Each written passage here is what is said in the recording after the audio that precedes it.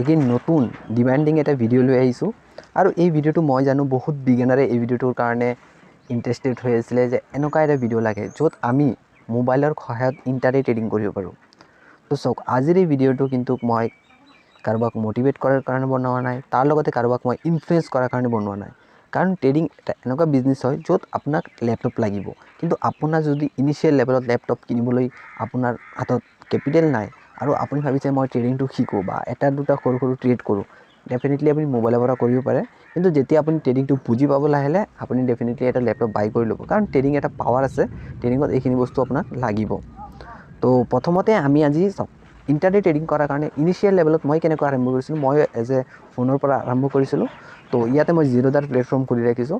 তো আপোনালোকৰ যদি ডিমেট একাউণ্ট নাই, ডেফিনেটলি আপুনি ডিছক্ৰিপশ্যনত লিংক দিয়া আছে, এঞ্জেল ওৱানৰ ডিমেট একাউণ্ট খুলিব পাৰে। তাত অপশ্যন ট্ৰেডিং হওক, বাকী ট্ৰেডিং হওক, নতুন নতুন আপডেটছ আহিছে। তাৰ লগতে আপুনি ইয়াতে জিৰ'দাৰৰ লিংক দিয়া আছে ডিছক্ৰিপশ্যনত, তাতো গৈ আপুনি একাউণ্ট অপেনিং কৰি আপুনি ট্ৰেডিং জাৰ্নি ষ্টাৰ্ট কৰিব পাৰে। তো ট্ৰেডিং জাৰ্নি ষ্টাৰ্ট কৰিবলৈ বহুত আপুনি কম টকাৰে ট্ৰেডিং জাৰ্নি ষ্টাৰ্ট কৰিব পাৰিব। আৰু যদি ভাবিছে আপুনি ইণ্টাৰনেট ট্ৰেডিং কৰিবলৈ, মেক্সিমাম আপুনি 5,000 পৰা 10,000 টকা লৈ আপুনি ট্ৰেডিং আৰম্ভ কৰিব পাৰিব। আজি মই ভিডিঅ'টো বনোৱাৰ কাৰণ এটাই যে বহুত বিগিনাৰ্ছ আছে, বিগিনাৰ্ছ অহাৰ লগে লগে অপশ্যন ট্ৰেডিং কৰি আছে আৰু অপশ্যন ট্ৰেডিঙত তেওঁলোকে কি কৰিছে, তেওঁলোকে এক্সপিৰিয়েঞ্চটো প্ৰথমতে বেট কৰি আছে। তো মই বিচাৰোঁ যে আপোনালোকে যিহেতু অপশ্যন ট্ৰেডিঙত আহিছে, তাৰ আগতে যিহেতু আপোনালোকে মেক্সিমাম মানুহে কি কৰে মোবাইলৰ পৰা অপশ্যন ট্ৰেডিং কৰি আছে, কাৰণ অপশ্যন ট্ৰেডিংটো মোবাইলৰ পৰা কৰাটো খুবেই কঠিন মই জানো। কাৰণ ইয়াতে আপুনি দুটা ষ্ট্ৰাইক প্ৰাইচ চাব লাগিব, অপশ্যন চেইন চাব লাগিব, আপোনাৰ পজিশ্যনটো মেনেজ কৰিব লাগিব, ৰিস্ক মেনেজমেণ্ট কৰিব লাগিব। আৰু এই গোটেইখিনি কৰোঁতে আপোনাৰ কি হয়, যিটো ট্ৰেড আপুনি এণ্ট্ৰি ল'ম বুলি ভাবিছিলে সেই ট্ৰেডতো আপোনাৰ লছ হোৱাৰ চান্স থাকিব। তো চাওক আজি আমি এই ভিডিঅ'টোত কেনেকৈ আমি ইণ্টাৰনেট ট্ৰেডিং কৰিম ষ্টকছত, আৰু খুব ধুনীয়া আমি মুভমেণ্ট কেপচাৰ কৰিব পাৰিম। কিছুমান মই ইয়াত ষ্ট্ৰেটেজি আপোনালোকৰ লগত শ্বেয়াৰ কৰিম, কেনেকৈ আপোনালোকে বাই কৰিব পাৰিব। তো ভিডিঅ'টো সম্পূৰ্ণলৈকে চাব, কাৰণ এই ভিডিঅ'টোত আপোনালোকে গম পাব ষ্ট্ৰেটেজি কি থাকে ইণ্টাৰনেট ট্ৰেডিং বাই কৰাৰ কাৰণে, মাইণ্ডছেট কি থাকে আমাৰ আমি এজ এ ইণ্টাৰনেট ট্ৰেডাৰৰ কাৰণে। তো চাওক প্ৰথমতে আমি ইয়াতে ICICI বেংক আমি ইয়াতে লৈছোঁ। তো ইয়াতে আমাৰ নিফটি বেংক নিফটিও আছে। তো আমি ICICI বেংকত আমি প্ৰথমতে চাই দিওঁ। ইয়াতে আপোনালোকে অ'পেন কৰাৰ লগে লগে দেখিছে ইয়াতে কিছুমান বস্তু আমাক দিয়া আছে, যিটো মাৰ্কেট ডেপথ বুলি কোৱা হয়। ইয়াতে বাই এণ্ড চেল অৰ্ডাৰ দিয়া আছে।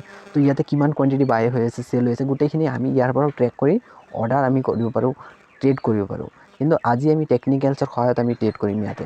তো তাৰ কাৰণে কি কৰিব লাগিব, আপোনালোকে প্ৰথমতে মোবাইলটো আপোনালোকে ৰোটেট কৰি লওক। কাৰণ কি ৰোটেট কৰিলে আপোনালোকে মোবাইলৰ যিখিনি চাৰ্টছ আছে, কাৰণ যিহেতু আপোনাৰ হাতত লেপটপ নাই, তো আপোনালোকে কেনেকৈ গোটেই চাৰ্টৰ ভিউটো কেনেকৈ চাব, আপুনি প্ৰথমতে ডে টাইম ফ্ৰেম যাওক। ডে টাইম ফ্ৰেমত আপুনি মাৰ্কেটৰ ষ্ট্ৰাকচাৰটো বুজি লওক, যে আজি মাৰ্কেটৰ ষ্ট্ৰাকচাৰ কি বা আজি মাৰ্কেট কি হোৱা চান্স আছে।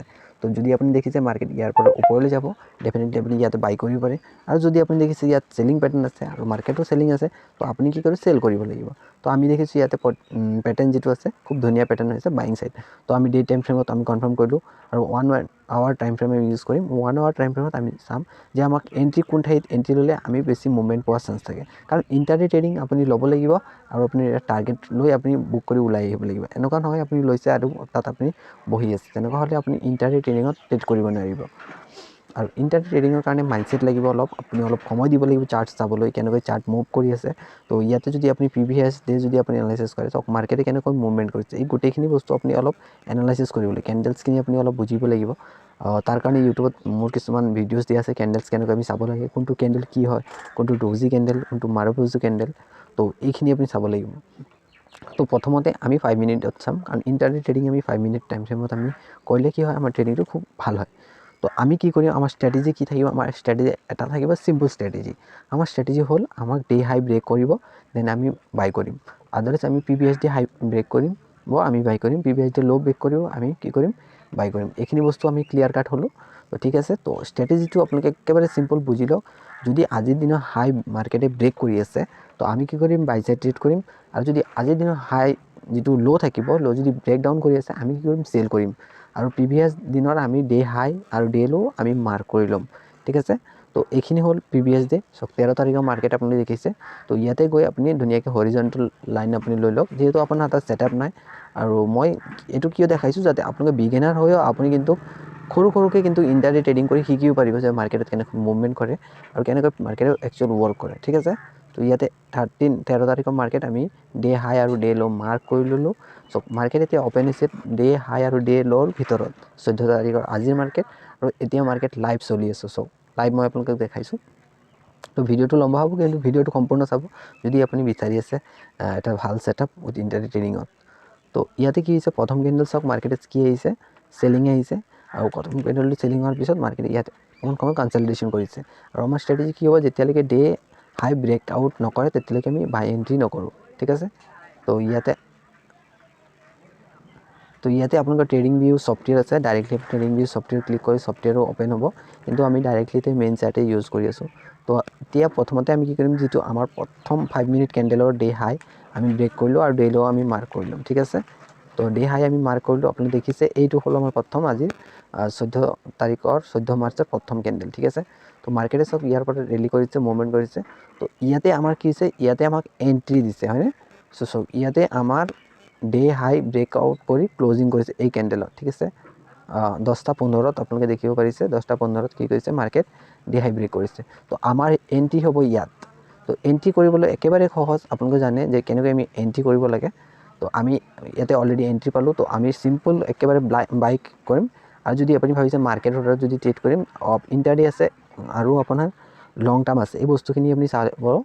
যদি আপুনি ইণ্টাৰডে ট্ৰেডিং কৰিছে, ইণ্টাৰডেত সদায় ইণ্টাৰডেত ক্লিক কৰিব। আৰু লং টাইম মানে কি, আপুনি এইটো ডেলিভাৰী ট্ৰেড কৰিছে, চুইং ট্ৰেডিং হওক বা আপুনি যদি পজিচনেল ট্ৰেডিং কৰি আছে তাৰ কাৰণে লং টাৰ্ম। তো আপুনি ইণ্টাৰডে কৰাৰ লগে লগে আপুনি মাৰ্জিন পাব এই ট্ৰেডত।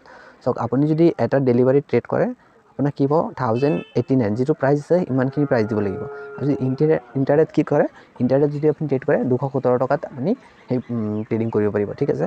তো মই যদি ছাপ'জ ইয়াতে ট্ৰেডিং কৰোঁ, যদি আপুনি একেবাৰে বিগিনাৰ, আপুনি 10-20 কোৱাণ্টিটি আপুনি বাই কৰি লওক।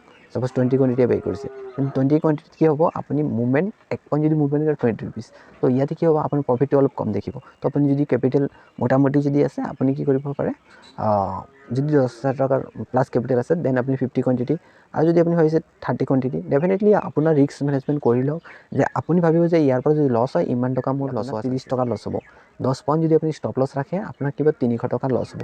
এই বস্তুখিনি আপুনি মনত ৰাখি ল'ব, ঠিক আছে। তো আপুনি এনেকৈ কৰি আপুনি ডাইৰেক্ট মাৰ্কেটত আপুনি চিম্পলি এনেকৈ বাই কৰি ল'ব পাৰে, ঠিক আছে। মই এতিয়া বাই নকৰোঁ, আৰু এতিয়া বাই কৰিলে কি হ'ব, ডাইৰেক্ট অৰ্ডাৰ মোৰ ইয়াতে শ্বিফ্ট হ'ব। তো আমি কি কৰিম, লিমিট অৰ্ডাৰত আমি বাই কৰিব পাৰোঁ, SL অৰ্ডাৰত বাই কৰিব পাৰোঁ। SL অৰ্ডাৰ মানে কি, মাৰ্কেট যদি আপুনি টাৰ্গেট লগাইছে ইয়াত আপুনি বাই কৰিম, তো তাতো আপুনি এনেকৈ বাই কৰিব পাৰে, ঠিক আছে। তো ইয়াতে চাওক, তো ইয়াতে আপুনি ছাপ'জ বাই কৰি ল'লে এই লেভেলত। তো এতিয়া আপুনি কি কৰিব, যেতিয়া আপুনি বাই কৰিলে এই লেভেলত আপোনাৰ বাইং হৈ গ'ল, প্ৰথমতে যিটো ডে হাই আছিলে, অলম'ষ্ট আপুনি বাই কৰিলে 1085 টকাত আপুনি বাই কৰিলে, ঠিক আছে। 1085ত আপুনি মাৰ্কেট বাই কৰিলে, আৰু আপুনি ষ্টপ লছ ৰাখিছে, কি ৰাখিছে আপুনি ষ্টপ লছ, ছাপ'জ আপুনি 80 ৰুপিজ ষ্টপ লছ ৰাখিছে।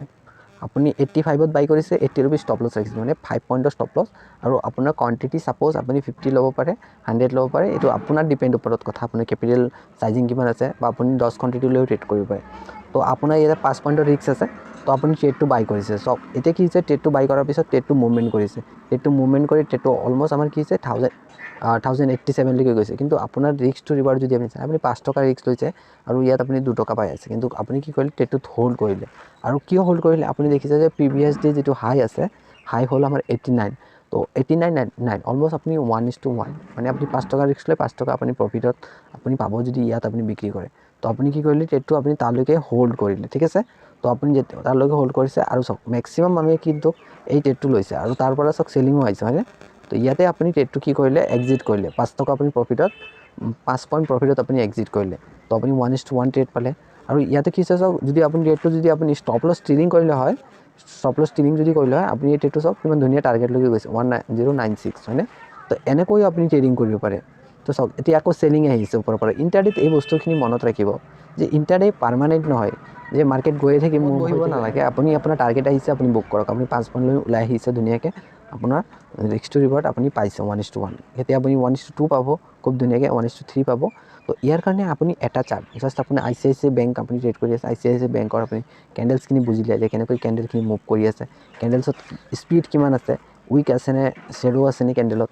তো ইয়াত আপুনি চেলিঙৰ প্ৰেছাৰ দেখিলে। তো এনেকৈ আপুনি কেণ্ডেলখিনি চাৰ্ট ৰিড কৰক, আৰু খুব ধুনীয়াকৈ আপুনি কম কোৱান্টিটিতো আপুনি কিন্তু ইণ্টাৰডে ট্ৰেডিং কৰিব পাৰিব ষ্টকছত কম কেপিটেল লৈও আপুনি ট্ৰেড কৰিব পাৰিব কিন্তু যদি আপুনি নিফটি বেংক নিফটিত কৰিব বিচাৰে তাৰ কাৰণে যদি আপোনাৰ অলৰেডি এটা লেপটপ নাই বা আপোনাৰ কম্পিউটাৰ কোনো ছেটআপ নাই যদি আপোনাৰ নিফটি বেংক নিফটি ট্ৰেডিং কৰিব মন আছে চিষ্টেমেটিকলি তো আপুনি তাতো কৰিব পাৰিব কিন্তু তাৰ কাৰণে কিছুমান ৰুলছ আছে কিছুমান চিষ্টেম আপুনি এপ্লাই কৰিব লাগিব তাৰ কাৰণে কমেণ্ট কৰিব যদি বিচাৰে কিন্তু মই আপোনালোকক বস্তুখিনি চিম্পলি দেখাম যাতে আপোনালোকে ষ্টপ লছ ৰাখি আপুনি ট্ৰেড কৰিব পাৰে তো আপোনালোকে সদায় ষ্টপ লছ ৰাখিব যদি ইণ্টাৰডে ট্ৰেডিং কৰি আছে আৰু ইয়াতে আপোনালোকে এটা মিনিমাম আপুনি এটা টাৰ্গেট ৰাখিব য'ত টাৰ্গেটটো আপুনি ৰিয়েলিষ্টিক হয় আপুনি আনৰিয়েলিষ্টিক টাৰ্গেট নাৰাখিব যে আপুনি 1085 বাই কৰিলে আপুনি ভাবিলে যে নাই মই এইটো 1500 টকাত বিক্ৰী কৰিম এইটো কেতিয়াও নহয় এইটো হ'ল চুইং ট্ৰেডাৰ যোনে ইনভেষ্টিং কৰে তো আপোনাৰ এইটো নহয় আপুনি কম পইণ্ট লৈ ওলাব লাগিব যদি আপুনি ইণ্টাৰডে ট্ৰেডিং কৰি আছে আপুনি 5 টকা ৰিস্ক যদি লৈছে আপুনি 10 টকা প্ৰফিট কৰি ওলাব পাৰে ইয়াৰ পৰা তো ঠিক আছে তো আই হোপ আপোনালোকে বুজি পাইছে কেনেকৈ আমি ইণ্টাৰডে ট্ৰেডিং কৰিব পাৰোঁ মোবাইলৰ সহায়ত